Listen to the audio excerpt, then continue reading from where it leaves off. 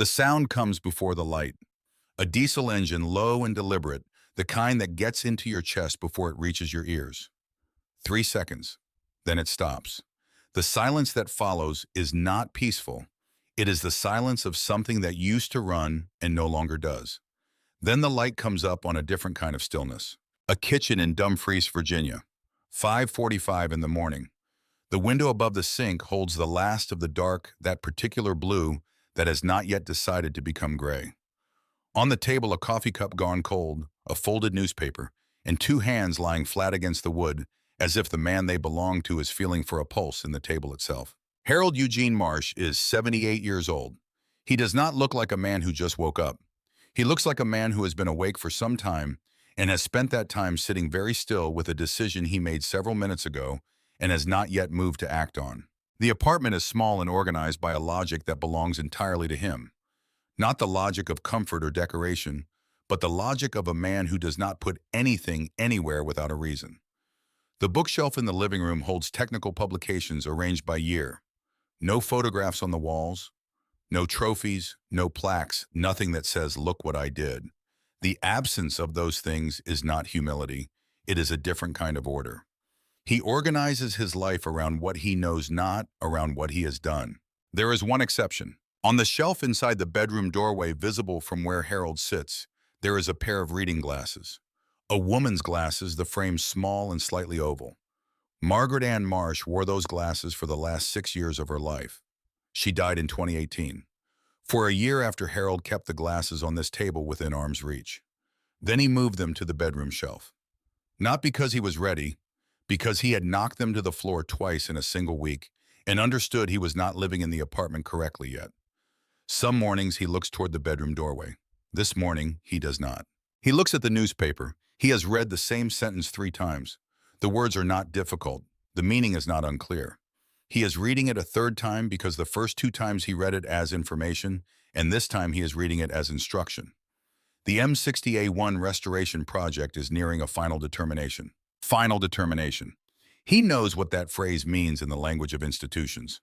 He has spent enough years inside large organizations to know that final determination is what they say when they mean we are done trying. It is a phrase designed to sound like conclusion when what it actually is surrender. He sets the newspaper down. His hands remain flat on the table. 4 minutes pass. He is not thinking. He decided before he finished reading the sentence. The 4 minutes are for his body to catch up to what his mind already knows it is going to do. Then he stands. He goes to the chair by the door. The canvas bag sits there the way it has sat in one form or another since 1969. Olive drab, once now faded to a color that is somewhere between gray and memory. He checks the rubber bands on the notebook without removing it from the bag. 2 bands replaced last year. He lifts the flap and looks at what is inside. The notebook, the photograph, and the small sealed package wrapped in oilcloth that he has carried to this museum every Wednesday for 4 years without once needing to open it. He closes the flap, lifts the bag onto his shoulder. He goes to find his field jacket. Today is Tuesday. He did not wait for Wednesday. The drive takes 40 minutes. He does not turn on the radio. The roads at this hour belong to people who work with their hands. Delivery drivers, construction crews, men and women beginning shifts that started before the rest of the world opened its eyes. Harold fits among them without effort. He drives the way he does most things, with his full attention and without unnecessary motion. He made a promise to Margaret about this tank. He told her he would go inside the museum when they were about to give up on it.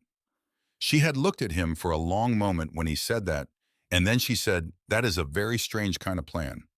He had thought about that sentence every Wednesday for 4 years, standing in the parking lot, listening, waiting for the sounds of work to stop. 3 months ago, the sound stopped. He is 4 years late, which by his own accounting is exactly on time. 40 miles south and 2 hours earlier, the man who had spent 15 years building his reputation on never being wrong about a vehicle was presenting the evidence of the one time he could not find the answer. Dr. Kevin Strand stood at the head of the restoration bay in the National Museum of the Marine Corps and walked Colonel Diane Foster and Staff Sergeant Derek Owens through 12 channels of diagnostic data for the 4th morning in a row. The equipment behind him represented $40,000 of the finest automotive diagnostic technology available for heavy armored vehicles. 12 cables ran from a laptop interface to attachment points across the M60A1, monitoring compression fuel pressure, electrical output, hydraulic fluid levels, and half a dozen other variables in real time. Everything read normal. The Continental AVDS 1790 engine showed compression within specification across all 12 cylinders. Fuel delivery pressure nominal, electrical system functional, starter motor operational, transmission fluid levels appropriate, no metal contamination in the pan, every system green, every reading inside manufacturer tolerance. The tank should run. It did not run. Strand had restored 12 armored vehicles in 8 years. This methodology had never failed to locate a mechanical fault when one existed. He had built a career on it, he had taught it to others, and he had spent 4 days watching it return results that were technically perfect and practically useless. His recommendation was on the screen in front of Foster. Source replacement vehicle. Decommission this unit for parts. Owen stood near the rear of the tank and said nothing. He had been over the data himself. He did not disagree with Strand's findings. He had spent 8 months on this vehicle. He had checked everything he knew to check. His silence was not resentment. It was the honest quiet of a competent man who has reached the edge of what he knows and found nothing on the other side. Private First Class Amy Connors stood near the tool bench along the left wall and also said nothing. She was 24 years old, and this was the first major restoration project she had worked on from start to finish.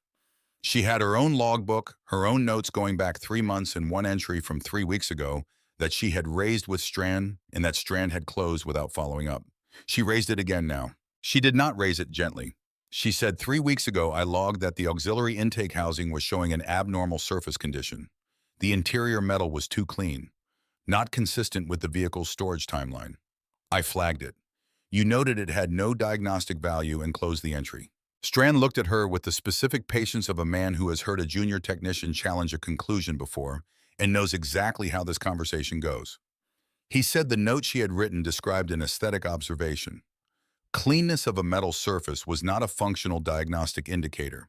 His equipment had scanned every accessible system in the vehicle.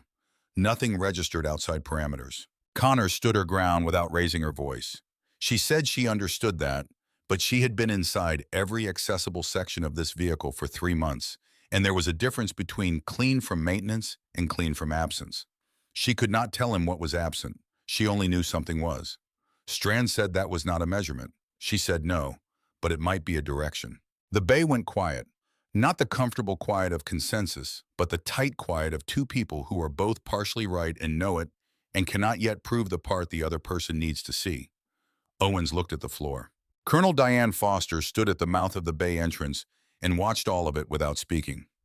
She had 31 years of experience watching people in rooms, and she knew the difference between a disagreement and a discovery in progress. She did not know yet which one this was. She did not intervene. She read people the way other officers read maps, looking for the terrain beneath the surface. She was still reading when she heard footsteps in the corridor behind her. Senator Robert Harwell walked with the unhurried authority of a man who has spent enough years in rooms where other people were grateful for his presence. He was 64, silver-haired, dressed in a suit that cost more than most mechanics made in a month. Behind him came a younger man in architectural clothing and a woman in corporate attire who had not introduced herself to anyone and did not appear to feel the need. He stopped beside Foster and looked through the bay entrance at the M60A1. He was there, he said, to check in on preparations for the 50th anniversary celebration. Just a brief visit. He wanted to make sure the museum's major projects were moving forward on schedule. Foster said they were finalizing the assessment on the restoration vehicle. Harwell said he was glad to hear that. He said the museum's board was very interested in the long-term sustainability of its exhibition spaces. He said there had been some exciting conversations with private sector partners about modernizing certain areas of the facility, and that those conversations had generated a great deal of enthusiasm among the kind of donors who kept institutions like this one healthy. He said all of this while looking at the tank. Foster heard every word underneath the words he was actually saying. She had been in this job long enough to understand that a senator does not visit a museum restoration bay at 8 in the morning to discuss anniversary celebrations. He was there because something in that bay was standing between him and something he wanted. She did not yet know what he had already set in motion. She would find out. She told him she would have a full update for the board by the end of the week. He nodded with the satisfaction of a man who has just been told what he wanted to hear, whether it was what she actually meant or not. He and his two companions moved down the corridor toward the main exhibition hall. Foster turned back to the bay. Strand was closing his laptop. Owens had moved to the far side of the tank. Connors had not moved at all. Across the museum parking lot, a gray Chevrolet Malibu had been sitting in the third row with its engine off for 11 minutes. Gerald Marsh was 52 years old and had done this kind of work for 15 years. Site assessments, feasibility analysis, independent evaluations for contractors, government agencies, and oversight committees. He was good at it. He had a reputation for being thorough and unemotional and delivering findings that were accurate even when they were inconvenient. His company had a contract with the senator's office that went back 7 years. This engagement was routine. He had not known which museum until he looked at the briefing documents on the drive up. He sat with the engine off and the folder open on the passenger seat. National Museum of the Marine Corps. M60A1 Restoration Assessment. Independent evaluation of long-term restoration viability and cost-benefit analysis. He had looked at the name of the museum for a moment. Then he had looked out the windshield at the building. He knew his father had served in the 1st Tank Battalion. He knew his father cared about this museum. These facts were not relevant to a contract assessment. He was a professional. Relevance was something he measured in data, not in family history. He opened the folder again, read the project summary, closed it, opened it a third time. He sat in the parking lot for 11 minutes and did not call anyone, and could not have explained precisely what he was waiting for. There was something ahead of him in that building that he was not sure he wanted to look at directly, and he had enough self-awareness to know it, but not enough distance to name it. He had been in this posture before, not in parking lots and other situations where the work in front of him and something older and unresolved in him occupied the same space. He had always resolved it by doing the work.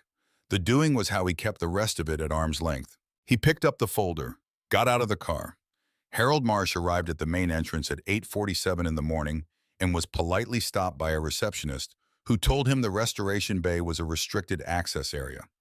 Visitors required an appointment or a press credential. She was not unkind about it. She simply stated the policy the way people in institutional roles state policies, as if the policy itself were the entire answer. Harold thanked her. He asked for the name of the officer in charge of the restoration project. The receptionist said she was not able to provide personnel information. He thanked her again. Then he sat down in a chair in the main lobby and waited. He did not look at his phone. He did not have a magazine. He sat with the canvas bag on his lap and his hands resting on it, and he waited with the particular stillness of a man who has waited before and understands that patience is not passive. Patience is a form of pressure applied slowly without announcement. He had been sitting there for 12 minutes when Amy Connors came through the lobby on her way to get coffee from the staff lounge. She saw him and slowed without deciding to. It was not that he looked threatening or confused or lost. It was almost the opposite. He looked like someone who had come to exactly the right place and was prepared to sit there until the place agreed with him. The bag on his lap was old enough to have history. The field jacket was not a costume. The stillness was not the stillness of someone waiting for directions. It was the stillness of someone who already knew where he was going and was simply waiting for the door to open. She stopped. She asked who he was waiting for. He said the person responsible for the M60A1. She looked at him. She had spent 3 months on that vehicle. She had fought this morning for a note that nobody wanted to follow up on, and she had lost, and she was now walking to get coffee because she needed 30 seconds away from the smell of diesel and the sound of Strand's conclusive silence. She said why. He said he knew why it was not running. She stood in the middle of the lobby with her coffee thermos in her hand and looked at this old man for a long moment. She made a calculation that was less about logic and more about the specific quality of certainty she heard in those 8 words. Not the certainty of someone who is guessing confidently. The certainty of someone who is stating a fact that has been a fact for a long time and is only now being said out loud. She said, "Follow me." The restoration bay smelled of Strand's diagnostic equipment when Harold stepped inside. Something faintly electrical, clean and artificial, the smell of precision instruments doing their precise work. It should have smelled of fuel and metal and the particular richness of a large diesel engine running. That it did not was itself a kind of information. Harold did not look at the diagnostic table. He did not look at Strand or Owens or the screens displaying their 4 days of perfect useless data. He looked at the M60A1, 60 tons of olive drab steel sitting on the bay floor in the particular silence of machinery that has gone too long without purpose. There was something about it that was not the silence of a dead thing. Something in the proportions, in the specific geometry of it, that held the memory of motion, the way an empty chair holds the shape of the person who last sat in it. Harold walked to it. He put his right hand on the hull above the driver's hatch and held it there. Not pressing, not examining. The way you would lay your hand on the shoulder of someone you have not seen in a long time. Strand watched him for a moment. Then he said the restoration bay is a restricted area, and the public entrance is through the main lobby, and he would be happy to have someone walk him there. Harold did not move. He said, "You have been looking in the wrong place." Strand closed his laptop with the measured action of a man who is about to have a conversation he did not expect to have. He said he had run a complete diagnostic on every system in the vehicle. 15 years of experience, 12 vehicles restored, $40,000 of equipment. If a fault existed, his methodology would have found it. He paused. Then he asked how long Harold had been working with these vehicles. Harold moved his left hand to the serial number plate without looking at it. His fingers knew where it was. They had always known. He read the number aloud. Lima, Ohio. Third production run, A1 variant. Shipped from the manufacturer in September of 1969. 1st Tank Battalion, NATO deployment. Grafenwohr Training Area, Bavaria, West Germany. She ran from the fall of 1969 through the spring of 1970, 12 weeks of continuous field operations in conditions that the design engineers in Lima had never planned for, and she did not lose a single day of operational status. He turned to face Strand. "She is not dead. She is missing something." Strand gestured at the diagnostic array. He said his equipment had tested every system.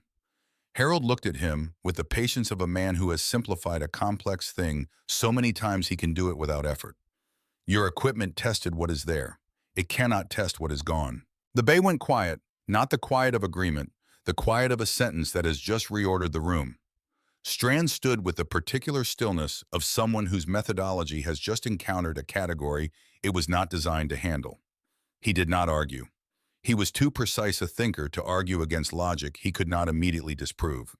He turned back to his laptop and opened it and typed something, not dismissing Harold, but checking the way a careful man checks even the things that inconvenience him. Connor stepped forward from her position near the tool bench. She had brought Harold in. That made what happened next in some way she could not fully articulate partly hers. She said, 3 weeks ago I noted the auxiliary intake housing was showing an unusual surface condition. Too clean, not consistent with the vehicle's storage and service history. Harold looked at her. She said, "You are talking about something in that area, aren't you?" He held her gaze for a moment. In it was neither confirmation nor denial. Something closer to recognition. You saw something real that looked said. You did not know what it meant, but you saw the right thing. He said, "I need your mechanic." Foster, who had moved to a position near the bay entrance without anyone noticing, raised her hand slightly when Owens took a half step forward. She said, "Let him look." Owens said, "Colonel, he is a civilian." Foster said, "So is Dr. Strand." "Let him look." Harold began to move around the tank.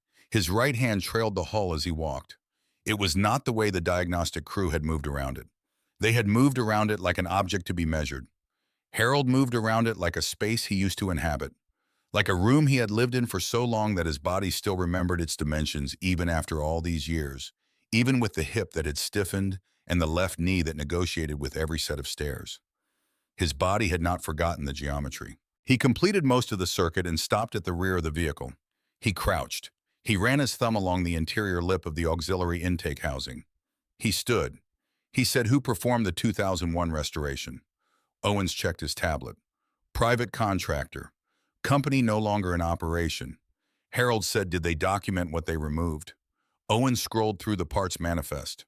"Standard components," he said. Harold nodded once, the nod of a man who expected that answer. He said there was a valve that would not appear on any standard parts manifest. Small, approximately thumb-sized. Green from oxidation by now. He had been in this vehicle since 1970. Owens looked up from his tablet. He looked at Strand.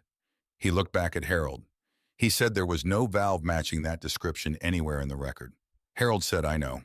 Strand, who had been listening with the controlled attention of a specialist, hearing something that did not fit his model, said that if a non-standard component existed in the vehicle, it would have shown up in the diagnostic scan. The fuel system sweep had been comprehensive. It is not in the fuel system, Harold said. It is adjacent to it. If you do not know it exists, you do not know where to look for it. And if it was removed during a restoration and not reinstalled and not logged, there will be no trace of it in any system your equipment can read, because your equipment reads systems. And this was never part of any system in any manual ever written. Strand went quiet. He did not go quiet the way people go quiet when they are dismissed. He went quiet the way careful men go quiet when they are thinking. He turned back to his laptop. He was no longer typing to disprove. He was typing to understand. Harold put his hand back on the hull, a single point of contact, a man orienting himself inside a familiar space before entering it. He began to climb. The movement was deliberate in the way that things done 10,000 times become deliberate, stripped of all hesitation but also of all ease. The body still knowing the sequence even when it can no longer perform it without cost. His right hand found the first handhold without looking. His left knee took the first step with the careful negotiation of a joint that remembers it used to do this differently. He reached the commander's hatch. His hands found the release without searching for it. He opened it. He looked down into the interior. Owens had his phone in his hand without knowing how it got there. He opened the stopwatch application. His thumb rested on the start button. He pressed it. From inside the tank, metallic sounds. Tapping regular and specific, the resonance of a man in a small metal space who knows where everything is moving through it by memory rather than by sight. The rhythm of it was not random. It was the rhythm of a search conducted not by someone who is looking, but by someone who is going directly to what they already know is there, simply verifying its presence or its absence. Strand had moved from his diagnostic table. He was standing 3 feet from the side of the tank without having decided to move there. Something in the sound had drawn him. He stood with his arms at his sides and listened. Foster watched from the entrance, her hands clasped behind her back. Connors was closest to the vehicle. She had one hand resting on the hull very lightly, almost without pressure. The tapping slowed, changed register, became the sound of a specific search in a specific small space. Then it stopped. 1 second of silence. Then muffled through 60 tons of steel and decades of waiting, a single quiet sentence from inside. There you are. It was at precisely this moment that Gerald Marsh stepped through the side entrance of the restoration bay with a leather portfolio under his arm and the careful expression of a man conducting a professional evaluation. He stopped when he saw the tank. He stopped again differently when he saw the open commander's hatch. He knew that hatch, not from documentation, not from research, from a photograph on the kitchen counter of his childhood home, a photograph his mother had kept in a frame that moved from room to room over the years, as if it could not find the right wall. In that photograph, a young man in field utilities stood beside an M60A1 with his hand on the hull. The serial number on the vehicle was visible. The man was 23 years old and bore a resemblance to the man Gerald saw in the mirror every morning of his adult life. He recognized the hatch from that photograph before he recognized the vehicle from the briefing documents.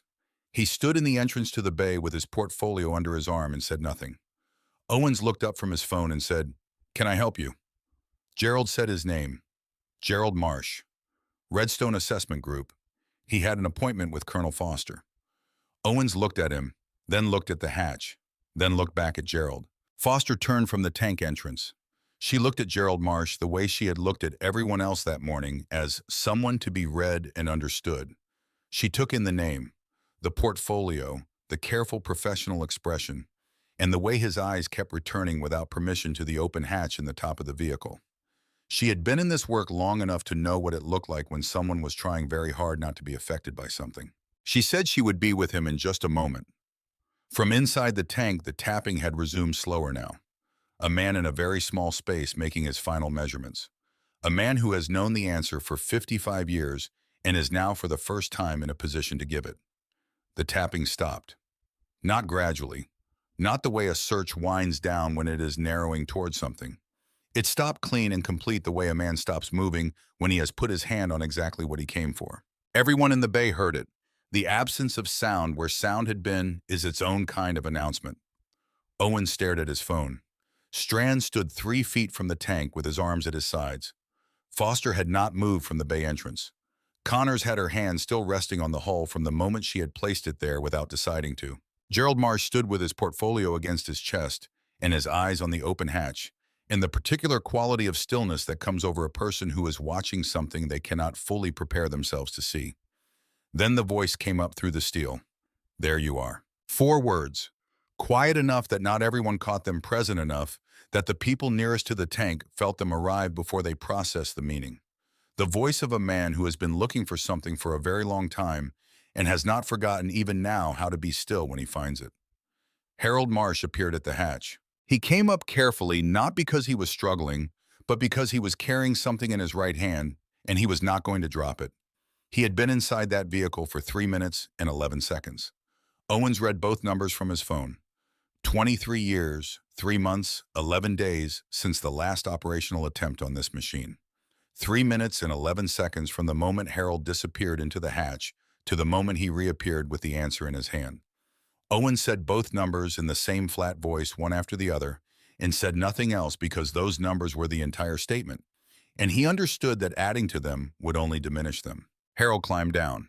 His left knee negotiated each step with the careful deliberation of a joint that had made this particular descent many times before and now required a conversation with gravity that it had once conducted without thought. He reached the bay floor and turned and held out what he was carrying.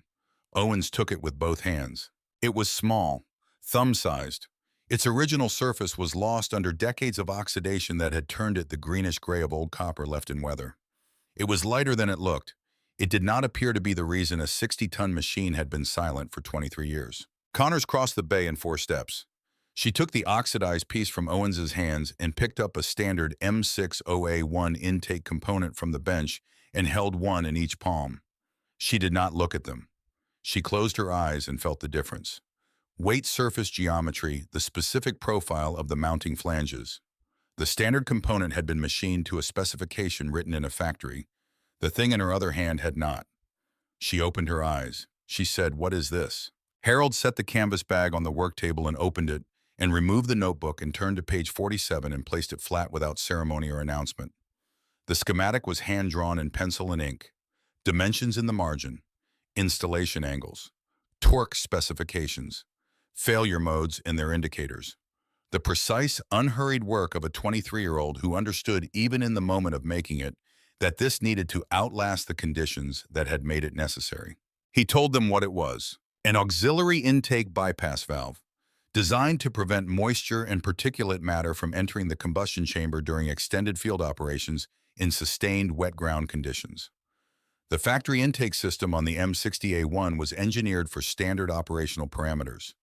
It was not engineered for 12 continuous weeks of NATO winter exercises in the forests of Bavaria, standing water in dense mud and temperatures that stayed just above freezing, long enough to find every gap that the engineers in Lima, Ohio, had not thought to seal. In the autumn of 1969, 3 vehicles in Harold's unit hydro-locked in the combustion chamber within a single week. The technical manual did not contain a solution. The manual had been written for a different set of problems. Harold had worked out the fix with Corporal Ray Donaldson and Sergeant Frank Westbrook. The 3 of them had fabricated the first version from field-available components and installed it in this vehicle in October of 1969 at Grafenbohr. It had remained in this vehicle from that point forward. When the 2001 restoration team disassembled the vehicle, they had removed it. They had not known what it was. It carried no part number, appeared in no catalog, had no documentation trail that a contractor working from standard records could follow. So they had set it aside or discarded it, and when they reassembled the vehicle, the space it had occupied was clean and empty and completely invisible to any diagnostic system that did not know to ask for it. Strand had moved to the work table. He was looking at page 47 with the specific attention of a man who is not evaluating what he sees but confronting it. He looked at the oxidized original in Connor's hand. He looked back at the schematic. He reached into his jacket pocket and took out his own notebook and opened it and did not write anything. He looked at the page. He said carefully that his diagnostic scan had covered every accessible system in the vehicle, that the data was accurate, that the methodology was sound. He stopped. He said the rest of it as though discovering it in the act of speaking. The methodology was sound for the vehicle that existed in the present, not for the version of this machine that had been modified in the field by men operating outside any manual ever written. His equipment had read every system correctly. Every reading was accurate. And none of it had been looking in the right direction because the right direction had not existed in any document he had ever been trained on.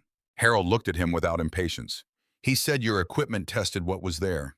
He said it once. He did not repeat the rest. He had already said the rest, and Strand was precise enough to complete the logic without being guided through it. Strand turned back to the work table. He was writing now, not disputing, not defending, documenting. The notebook in his jacket pocket was for field measurements, and he was using it as one recording what he was seeing with the methodical attention of a professional who responds to being wrong not by arguing, but by updating. Gerald had set his portfolio on a chair near the bay entrance and crossed the floor without it. He stood 6 feet from the work table and watched his father explain the installation sequence to Owens, using the schematic as reference. The explanation was not instructional in the way that teachers instruct. It was transactional. Here is the sequence, here is the reason for the sequence, here is what happens if the sequence is not followed. The voice of a man who has delivered this information before in worse conditions to people who were learning it under pressure. Gerald had not heard that voice directed at him very often. He had heard it on the phone occasionally in the years before the phone calls stopped. He had seen the posture in the photograph his mother kept on the kitchen counter for 30 years. He recognized both from a distance the way you recognize the light in a room you lived in as a child before you understood what light was or why certain rooms held it differently. He looked at the portfolio on the chair. He looked at the serial number plate on the hull. He did not go back to the portfolio. Harold reached into the canvas bag a second time and brought out a small oilcloth package secured with 2 rubber bands. He unwrapped it on the work table beside the open notebook. Inside was a valve identical in form and dimension to the oxidized original but clean machined to the specifications on page 47 from the same materials fabricated 2 decades ago when Harold had seen the restoration project announced and understood what the machine would eventually need. He had carried it to this parking lot every Wednesday for 4 years. He had not once needed to bring it inside. He had brought it anyway because that was the kind of preparation that did not have an expiration date. He pushed it across the table toward Owens. He said, "You install it. This is your vehicle now." Owens looked at the replacement, looked at the schematic, looked at Harold with an expression that had moved past professional assessment into something that did not have a clean category. He said, "Talk me through it." 9 minutes. Harold stood beside Owens and gave instructions with the economy of a man who has performed this operation 40 times in conditions that were inferior to these in every measurable dimension. Cold, dark, timed not by choice, but by circumstance, using tools designed for other purposes. His language was directional. Access point, angle, torque, sequence. He did not explain the reasons behind each step. He had already explained the reasons once. Owens followed each instruction exactly, his hands moving with the steadiness of someone who has been given clear information and trusts it. Connors held the light and tracked each step against the schematic, simultaneously running the 2 in parallel with the focused attention of a technician who is not only executing a task, but learning to understand one. She did not need to ask questions. The schematic and the instructions and the object in Owens's hands were all saying the same thing in different languages, and she was translating in real time. Strand did not leave. He moved to the side and made room and watched the entire 9 minutes without speaking. His diagnostic equipment stood behind him with its 12 cables and its 4 screens and its complete and accurate data, and he did not look at it. When the housing was closed and the valve was seated, Owens looked up from the work. He said, "That is it." Harold said, "That is it." Owens moved to the driver's compartment. Foster stepped fully into the bay and stood near the entrance wall. Strand moved back a single step, not retreating, but creating space around what was about to happen, the instinct of a person making room for something that deserves room. Gerald had not moved from his position near the work table. He was very still. Harold was standing on the left side of the tank. His right hand was on the hull. He had not placed it there consciously. It had returned the way hands return to surfaces they have known for a long time, without instruction, without announcement. The hull was cold. The vehicle was silent. 60 tons of steel that had not run in 23 years. The engine turned over. Once, twice, it caught. The Continental AVDS 1790 V12 diesel found its idle in stages rough in the first seconds, and then smoothing as temperature reached the fuel, the sound rising from a tentative mechanical murmur into the full register of a machine built to be loud, running for the first time in 23 years, in a room not designed to contain it. 750 horsepower settling into steady rhythm. The vibration moved through 60 tons of steel into the concrete floor and through the souls of every person standing in that bay, present in their feet before it was present in their ears. No one spoke. The vibration moved through the hull and through Harold's palm and through the bones of his wrist and arm. He had felt this vibration in 1969 and 1970. He had felt it during operations in conditions that produced no documentation and left no official record and cost things that did not appear in any ledger. 55 years had changed the hearing and the back and the hair and the person who should have been standing in this room beside him. The vibration had not changed. He closed his eyes, not in relief, not in sentiment. The way you close your eyes when something you have waited for is finally exactly what you always knew it would be, and the darkness is not absence but confirmation. 3 seconds. He opened them. He said, "There she is." Owens climbed out of the driver's seat and stood on the bay floor and held his phone, and did not look at the stopwatch still running on the screen. He looked at the tank. He looked at Harold. He looked at the diagnostic equipment behind Strand with its complete and accurate and entirely insufficient data. He did not say anything. Some accountings are better made in silence than in words. The engine ran. Gerald was looking at his father's hand on the hull, not at the machine, not at the equipment, at the hand. He had seen that hand in a photograph his entire life and understood for the first time what it looked like in context, in the place it had been formed against the surface it had learned itself against 55 years ago. Foster was already on the phone, moving toward the corridor to call the curator in the history division. In 40 minutes, the bay was going to fill with administrators and documentation specialists and people who would want to know what had happened here in sequentially larger institutional terms. The quiet that existed in this moment was finite, and she understood that and noted it the way a navigator notes a landmark before it passes from view. Strand had returned to the work table. He was not looking at his diagnostic screens. He was at the notebook, not at page 47, but earlier, working backward through the entries. Technical notes, diagrams, dates, names abbreviated in the margins, the shorthand of a working document never intended for outside readers. He was reading with the specific attention of someone who is not looking for technical information, but for something else, something he has not yet defined clearly enough to name. He turned to a page near the front. He stopped. He opened his laptop. He navigated from memory to a technical paper he had read first as a graduate student and had returned to many times in the 15 years since, because it was foundational and because the man who wrote it had been foundational to his understanding of this exact field. A 1972 paper by Professor Dale Whitaker of the Naval Postgraduate School, Armored Vehicle Field Maintenance Doctrine. The paper that had become the methodological basis for the manual, that had formed the basis for the training, that had formed the basis for the approach that Strand had spent 15 years refining and teaching and applying. He looked at a specific detail in the mechanical drawings of the 1972 paper. The way the cross-hatching was executed on section cuts. A small stylistic habit, the kind that accumulates in a person's technical drafting over years of practice until it becomes invisible to the person doing it and identifiable to anyone who knows what to look for. He looked at the same detail in Harold's notebook. Not similar, identical. He looked at the biographical timeline he had loaded in a second window. He had read Whitaker's biography many times. The 1970 entry NATO assessment team, Grafenwohr Training Area, Bavaria, West Germany. March through May. Harold had installed the valve in October 1969.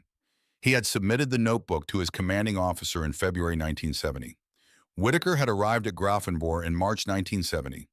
The paper that had become foundational doctrine was published in 1972 with Whitaker's name on it.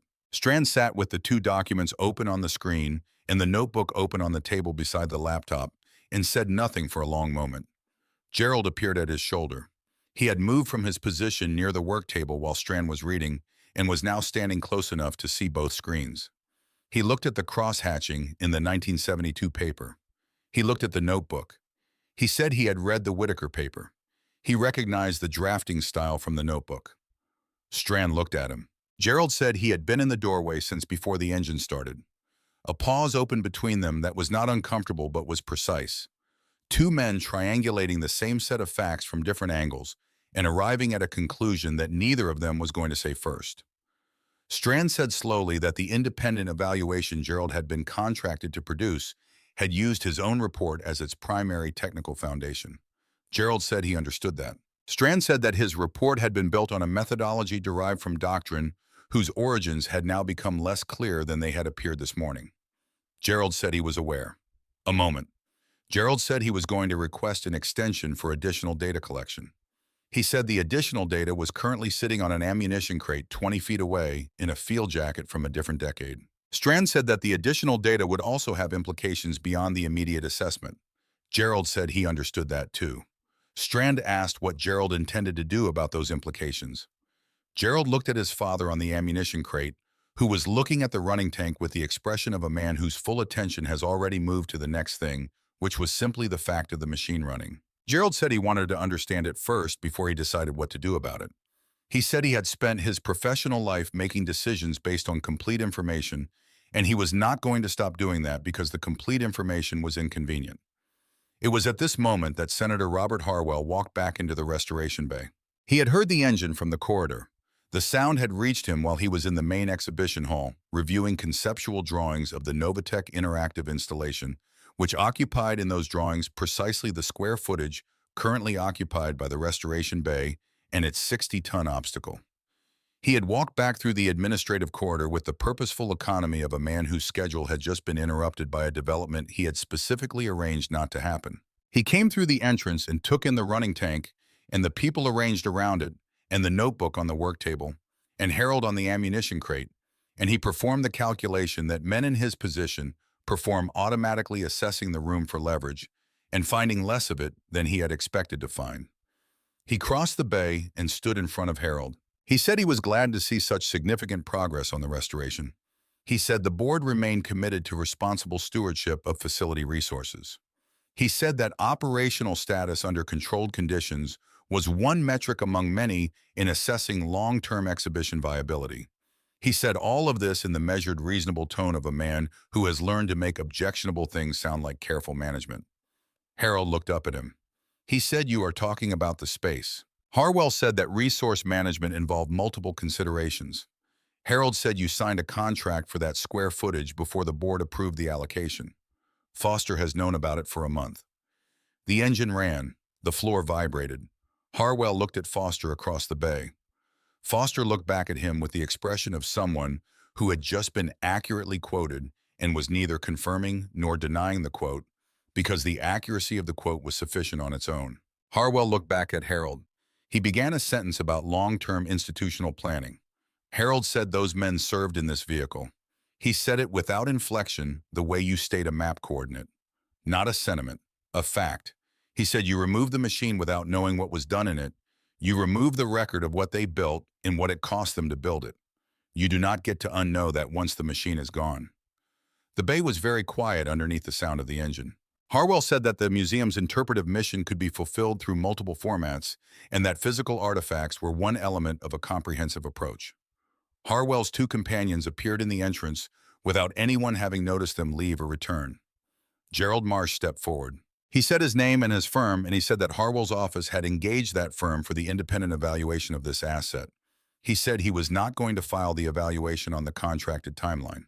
He said the assessment was incomplete because the vehicle had been restored under conditions that required additional documentation before a defensible conclusion could be reached. He said filing an incomplete evaluation would constitute a professional error that his firm did not make regardless of the contracting relationship. He said it with the same level tone he used for all difficult work, the tone that had served him for 15 years in rooms where convenience and accuracy occupied different sides of the table. He said it, and he did not look at his father. Harwell looked at him for a moment. He looked at Foster. He looked at the running tank and the notebook on the work table, and the diagnostic equipment with its 12 cables and its 4 days of data that had not been enough. He said he looked forward to receiving the updated assessment at the earliest opportunity. He turned and walked out. His two companions followed. The kineticism of the exit was different from the entrance. He moved like a man who understood that the moment he chose to leave had cost him something and was choosing it anyway because staying would cost more. No one spoke for a moment. The engine ran. Owens let out a breath. Connors set down the standard intake component she had been holding for 40 minutes and placed it on the bench with a small, careful sound, the sound of something set down because it is no longer needed. Gerald picked up his portfolio from the chair. He held it. He set it back down. He did not pick it up again. Harold was on the ammunition crate. He had watched the senator leave with the same expression he had applied to everything else today.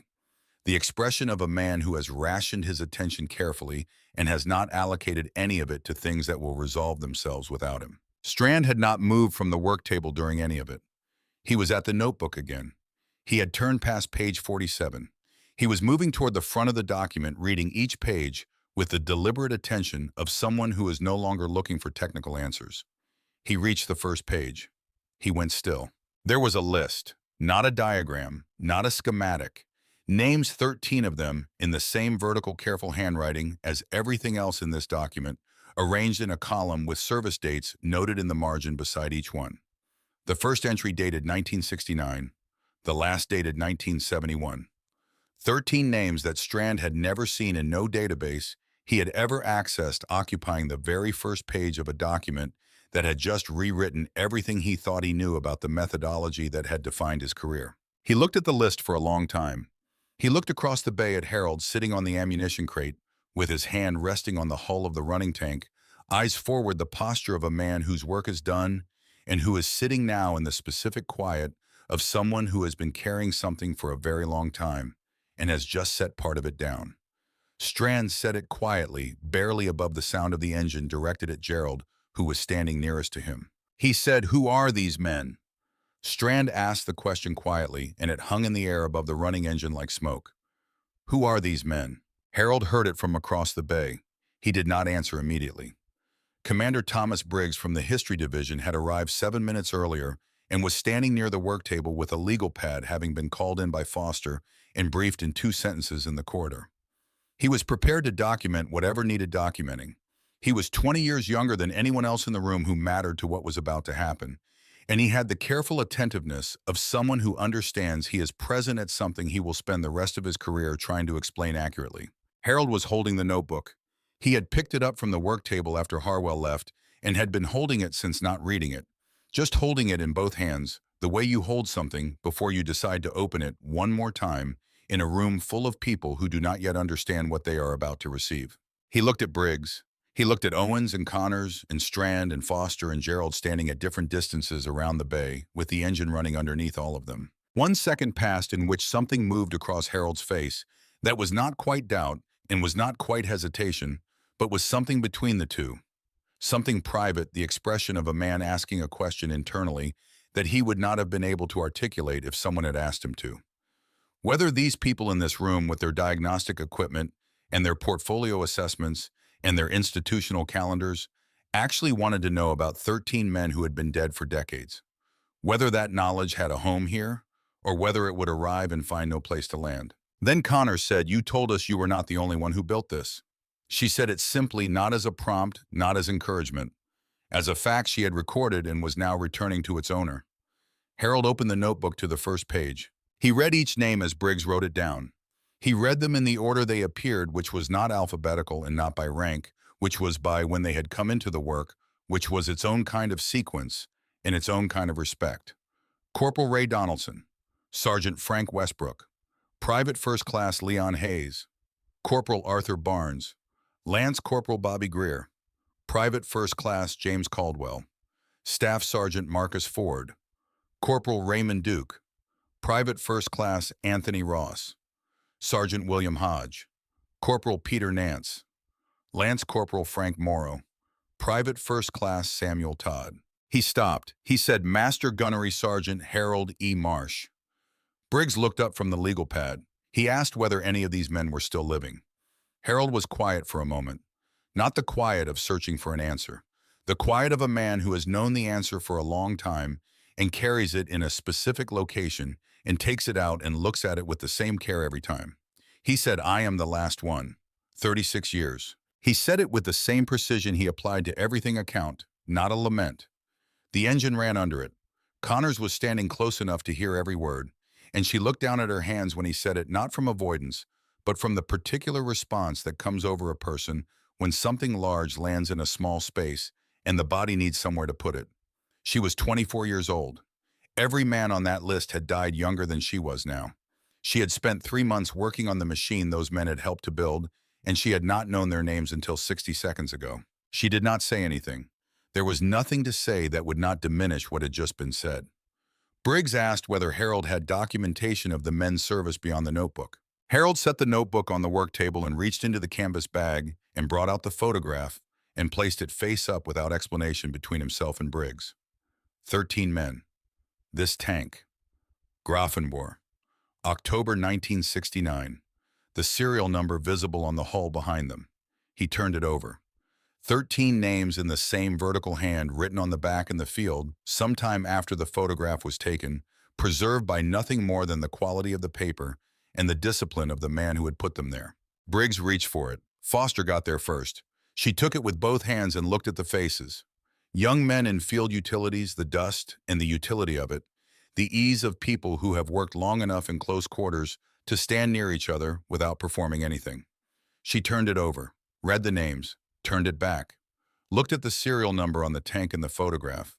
She looked at the serial number on the tank 3 feet from where she was standing. She held both versions of the same machine in her hands simultaneously, 55 years apart, and the distance between them collapsed into something she felt physically before she processed it as thought.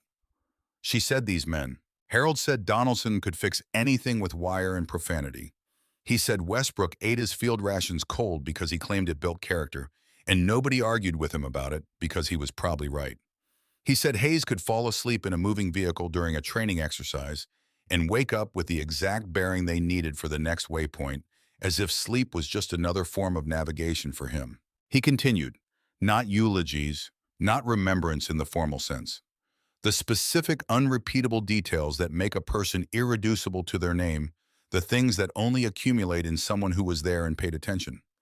He gave each man 1 sentence or 2, and each sentence was accurate in the way that only proximity produces accuracy. He said they were very good at their work, and they were 20 years old, and I was 23, and we figured out how to keep these machines running in conditions they were never designed for.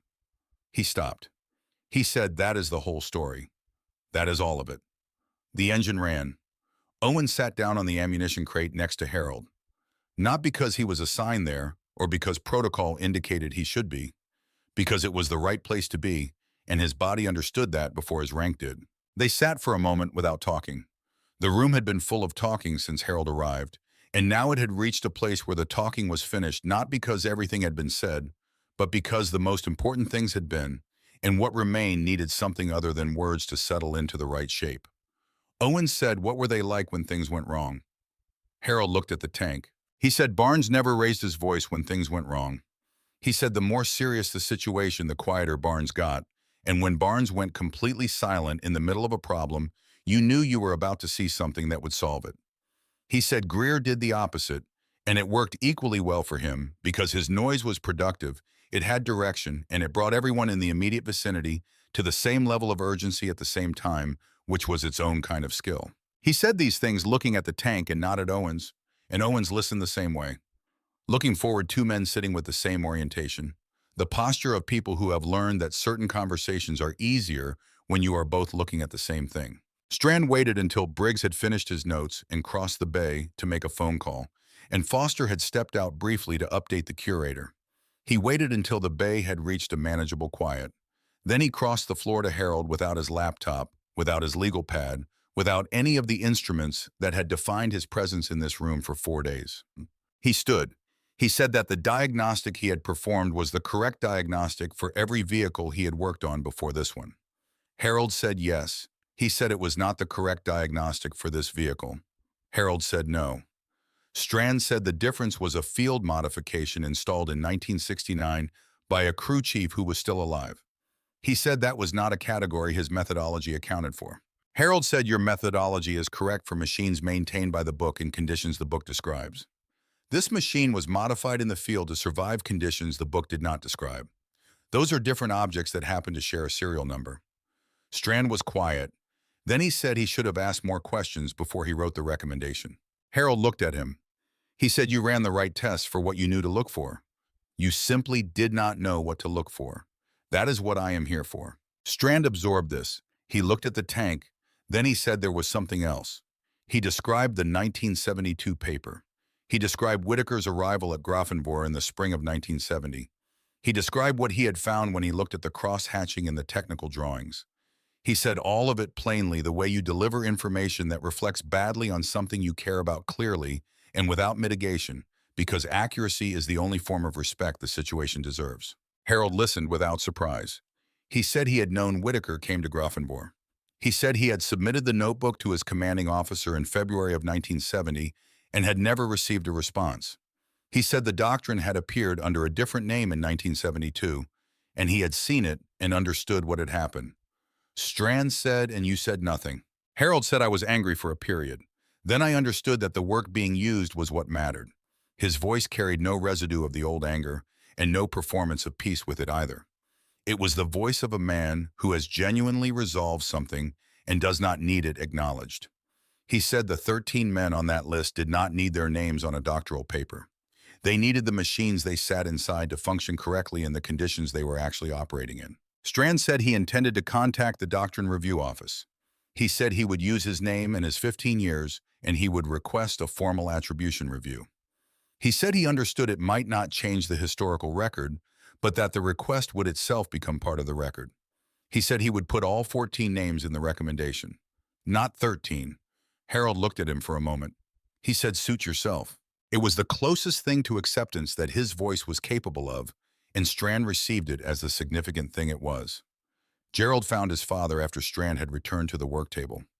The bay had filled and emptied twice in the past hour, administrators coming to confirm what Foster had reported, and then retreating to make calls of their own.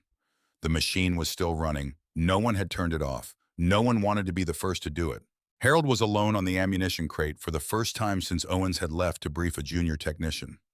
Gerald carried no portfolio.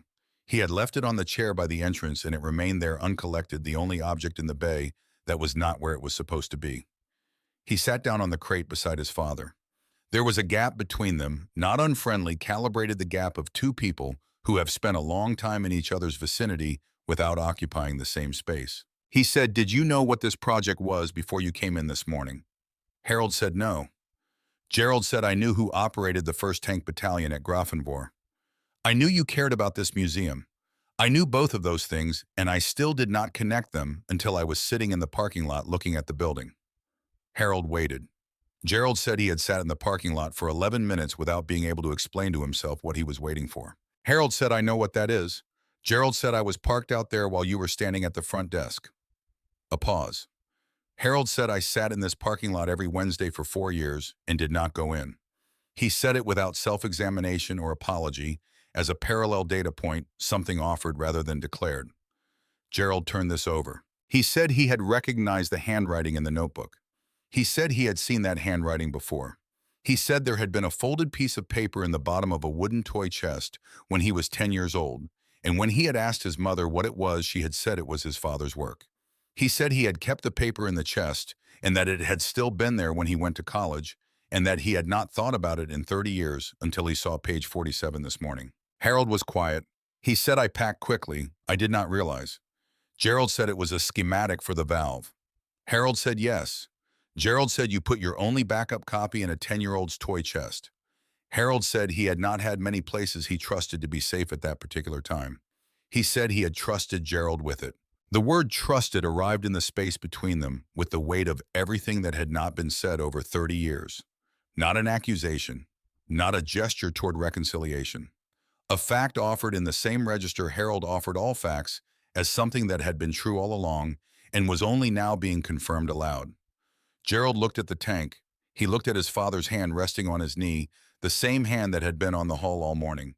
He said 30 years. Harold said 30 years. Gerald said, "I do not know where to begin with that." Harold said, "I do not either." He paused. "But I do not think that is the part that matters." Gerald looked at him. Harold said the part that matters is sitting here. Not forgiveness, not resolution, not the closing of something old. The opening of something that had been closed so long they had both learned to move around the shape of it without noticing. Gerald sat with it. He did not try to make it more than it was. He had spent 15 years in rooms where people inflated things to fill the space available, and he had learned to distrust that instinct. This was enough. This was, in fact, more than he had come here expecting. He said he was going to file the assessment as incomplete pending additional documentation. He said he was going to recommend conservation status for the vehicle.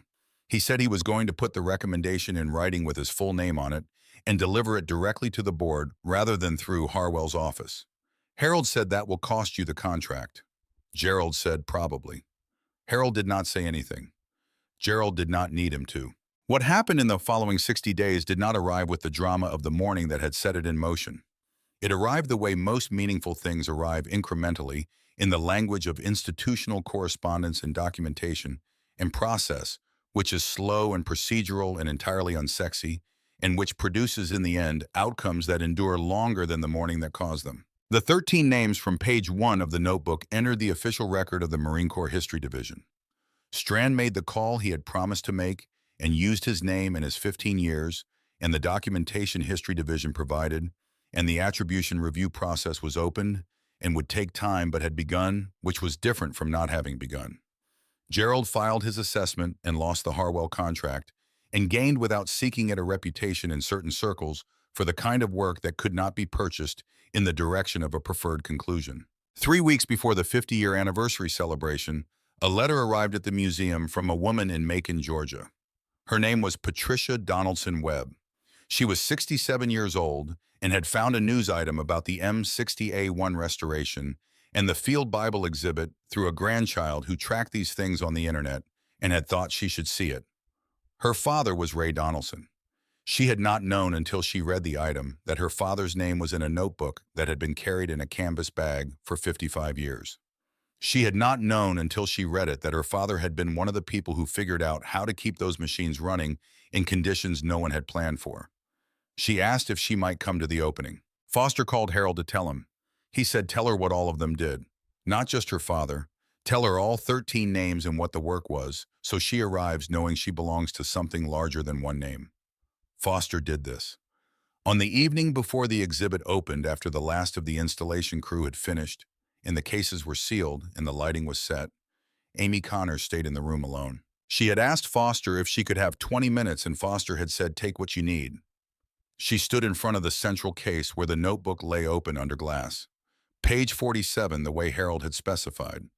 The schematic in pencil and ink.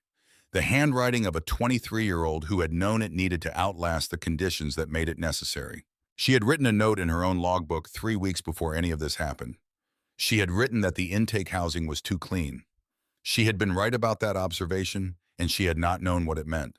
Harold had not come to this museum because of her note. He had come because of a promise to a woman who had died, and a newspaper sentence, and 4 years of standing in a parking lot on Wednesdays. Her note had not changed anything. But she had seen something real. She had looked at a machine that 3 months of formal training and $40,000 of equipment had not been sufficient to read, and she had seen something real, and she had written it down, and she had not withdrawn it when she was told it had no value. She took out her own notebook, the one she had been keeping since she arrived at the station. She opened it to a blank page near the middle. She did not try to imitate the schematic on page 47. She did not try to model the precision or the economy of that handwriting. She wrote the date and the name of the vehicle, in the nature of the problem and the nature of the solution, and then she wrote in her own phrasing the principle underneath all of it. That equipment reads systems, that the people who built the systems in the field in conditions no one planned for are a different category of document entirely. And that document has an expiration date attached to the lives of the people who carry it. And the expiration date is always sooner than you think. She closed the notebook. She looked at page 47 under the glass one more time.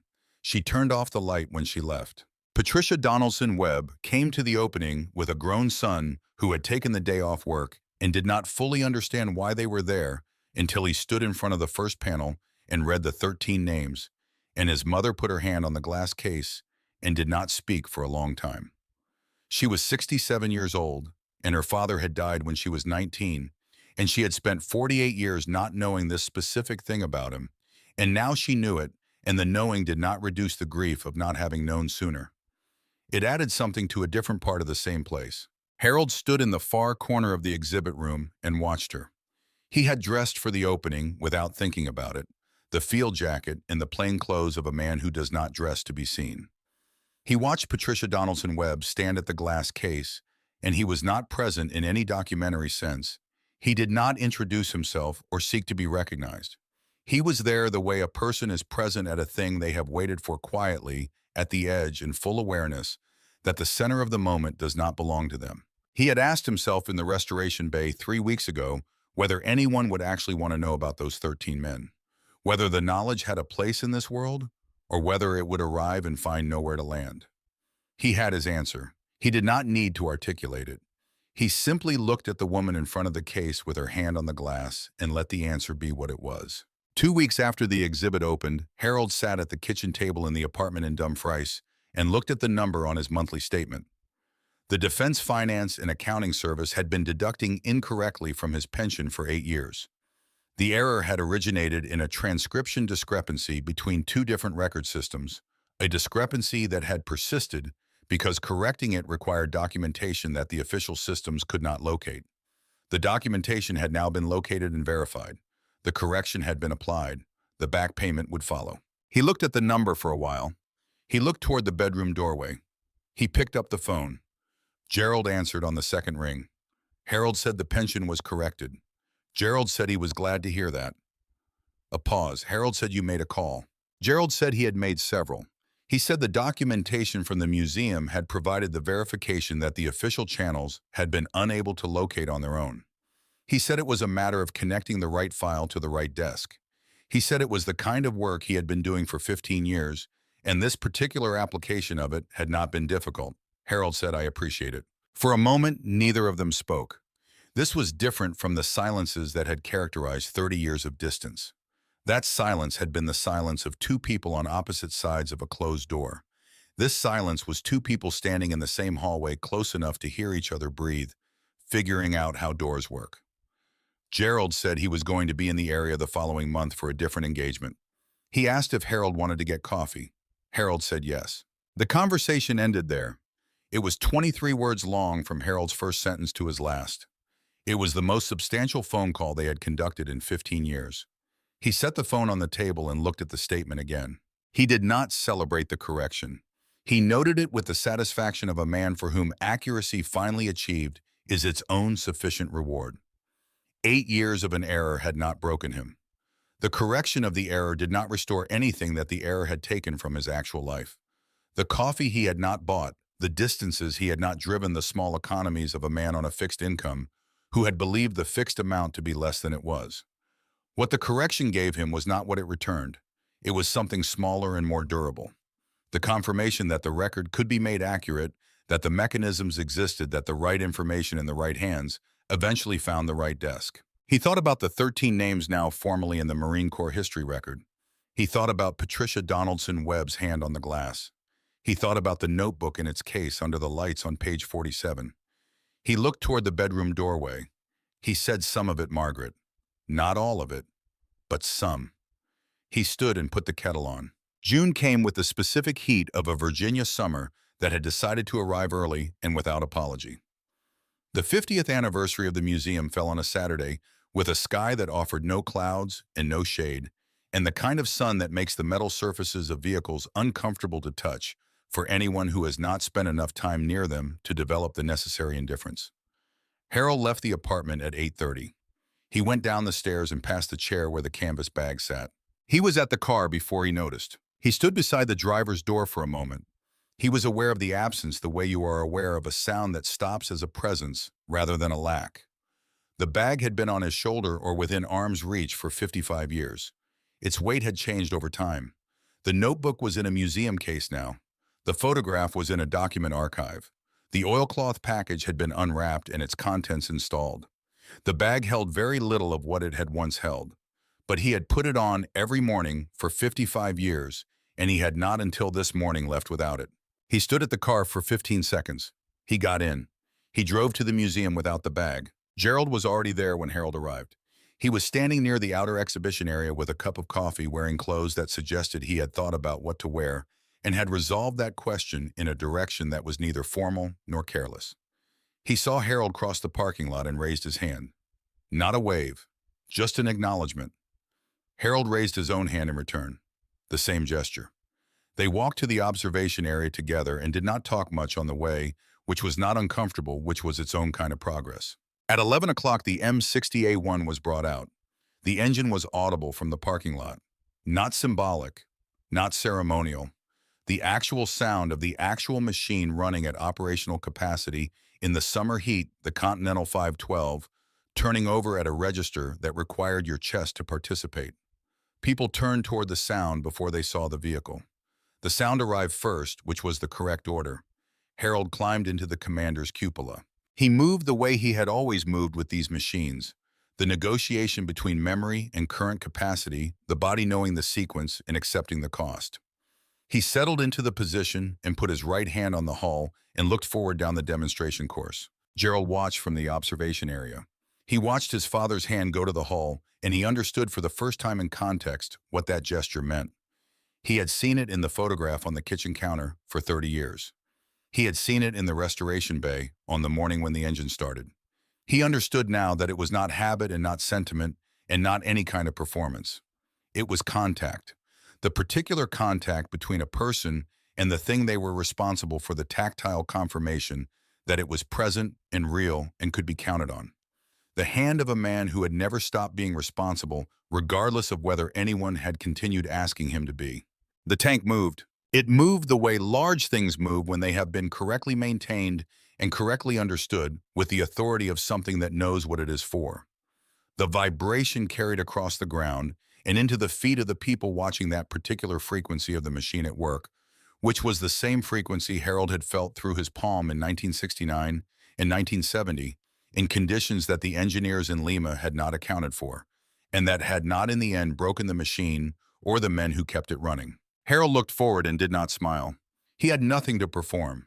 55 years had changed the hearing and the back and the hair and the person who should have been watching from the grass with her arms folded, and that particular expression she had reserved for moments she found it impossible to pretend she had anticipated. The vibration had not changed. The responsibility had not changed. The meaning of the hand on the hull had not changed. Gerald watched and did not look away. He had one hand resting on the back of the empty seat beside him. He had not intended to do it. He did not move it. The demonstration lasted 12 minutes. The M60A1 returned to its position, and the engine settled and then stilled, and the silence that followed was different from the silence it had held for 23 years. This silence was the silence of rest, not absence. The silence of a machine that had run today and would run again properly, understood. Properly maintained its history, finally in the hands of people who knew to ask what was gone as well as what remained. Harold climbed down. Owens was there to receive him not with ceremony, but with presence, the way a good mechanic is present at the end of a machine's work, alert and close. Harold nodded once. Owens said nothing. The nod was enough. Harold and Gerald drove to a diner on Route 1 and ordered coffee and did not speak for a while after the order came. The diner had the particular afternoon quiet of a place between rushes, the staff moving with the unhurried ease of people who know the pace will change again and are not in a hurry for it. Gerald said he had a new engagement starting in 3 weeks. He said it was in Baltimore. He said he was going to drive down rather than fly. Harold said that was a reasonable choice. Gerald said he thought he might stop in Dumfries on the way. Harold said, "I will put the kettle on." It was not an effusion.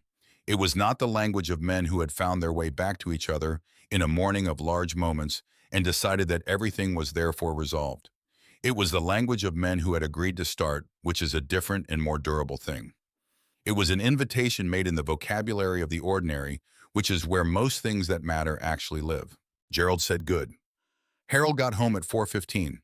He came up the stairs and into the apartment and put his keys on the hook and stood in the small entryway and looked at the canvas bag on the chair. He picked it up. It was lighter than it had been for 55 years. Not empty, but no longer freighted the same way. The notebook was under glass on page 47. The photograph was in an archive. The oilcloth package had served its purpose. What remained inside was a few sheets of paper, a pencil, a business card from Briggs that had come in the mail last week, a folded map of the museum grounds from the day they had given him a formal tour. And he had put the map in the bag without looking at it because that was where things went. He put it over his shoulder. Some habits are not about their contents. Some habits are about the act of carrying itself, the commitment made so long ago that it has become a feature of the person rather than a practice, something that belongs to you as much as the set of your shoulders or the way you hold a cup. The bag was lighter. He carried it anyway.